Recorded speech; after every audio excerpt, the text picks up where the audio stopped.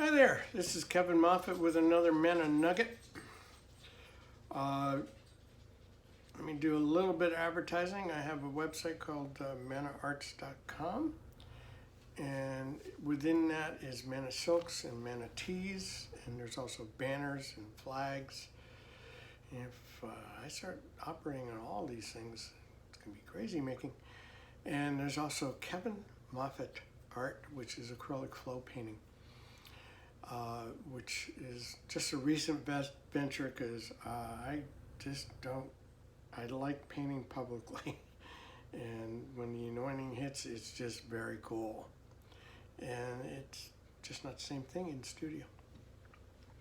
But doing the acrylic flow painting is definitely very, very cool. That's only in studio because it's so messy. Can't do messy when I'm out there doing worship stuff.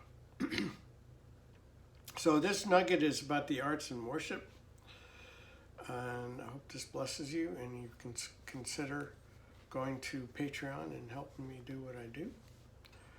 And the arts are his tool to bypass the strongholds of the mind. When we give God a chance to speak, we need to be ready for the abundance in which he communicates.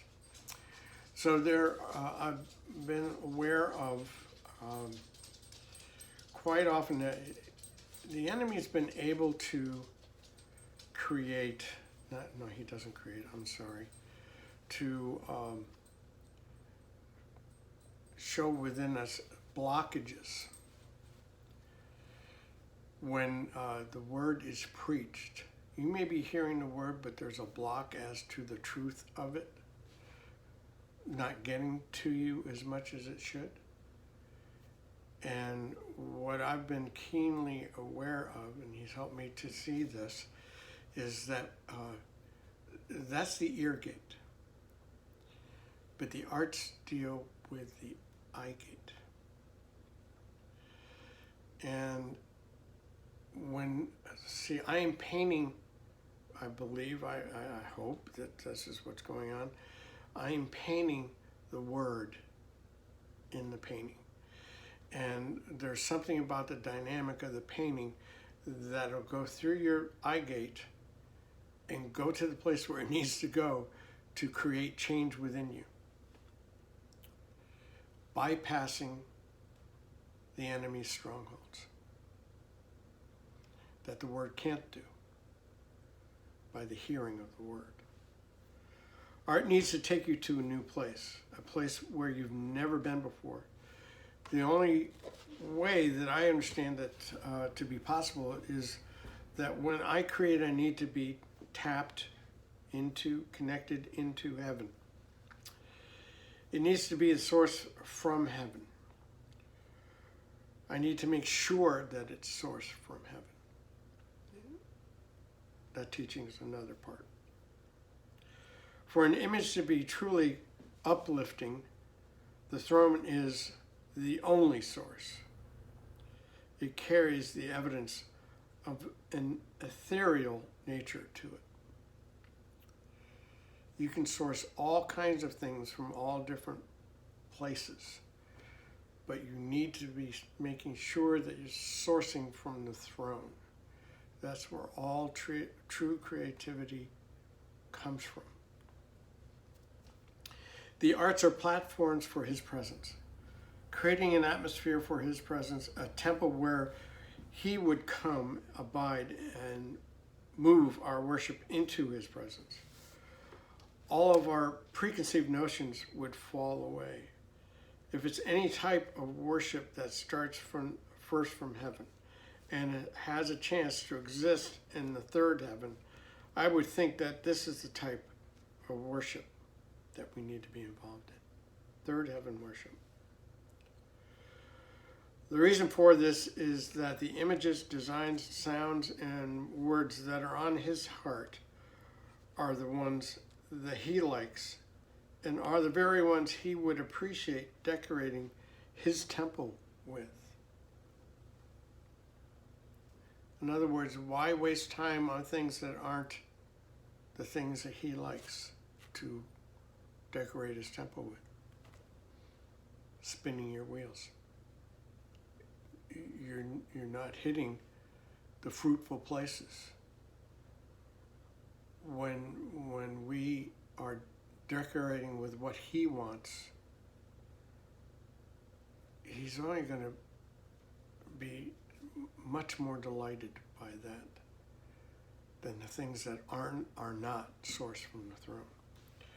So how do we learn to respond to him in such a manner? Where do I find the level of partnership with the Creative One? There is a level of partnership with the Creative One, a level of abiding faith that thoroughly leans on the friendship of the Lord. If I've learned anything from worshiping through painting in this manner, spontaneously during worship, it is a deep, abiding trust that he is always faithful. I tried to count one time how many paintings that I've done with him. And I was getting more and more blown away as the number increased. But it's literally 500 something paintings. I know that he is faithful. I'm not saying every one of those paintings is exactly what he wanted. But I know he was faithful to stand with me and push me to a place where he wanted me to be.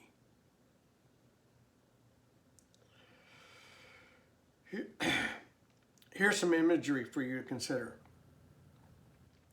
Horses and riders need to work together as one, or else they really won't get anywhere. Because this is a whole mode of travel for them to have any purpose, they really need to get somewhere. In my understanding, there are two ways for a horse to be trained. One is that the horse is broken. His will is put into submission under the rider, who shows him who's boss. The other is that the horse and rider develop a relationship, one that's built on mutual trust. As this relationship develops, there's common understanding about the way each other operates, or should I say thinks. There's even develops an insight for each other's needs before they really has to be expressed. You just know that you know. My response to him, his leading, needs to be expressed as if I'm Jesus' horse. Jesus would not be riding a broken horse. He doesn't like working that way. But a horse that is in relationship with him. His horse needs no reins. When Jesus' horse looks to go in a given direction, the horse knows which direction he's going by mere sensitivity to his presence. The horse doesn't need any more clue than the trust that's developed. Doesn't need a kick in the ribs, doesn't really need a permission. He just goes. The horse responds. The horse is not concerned about making mistakes. The horse is surrendered. Okay, there are several more teachings in that whole thing. But that we need to be so sensitive, so deep in relationship to him and his word, his voice, and knowing and understanding who he is in us, that at any given moment we are led. Simply led and go where he wants us to go. So I hope that one blesses you. We'll be doing a lot more of these. So please stay tuned. These will be posted on YouTube. We'll be doing a subscriber button. I believe as soon as possible, so you can get tuned into another new one. So consider that, and also consider going to my website and seeing what products are available, and if you can invest in those things. And please go to Patreon. And if you have been blessed by what I do, what I'm talking about, consider helping me do this ministry through Patreon.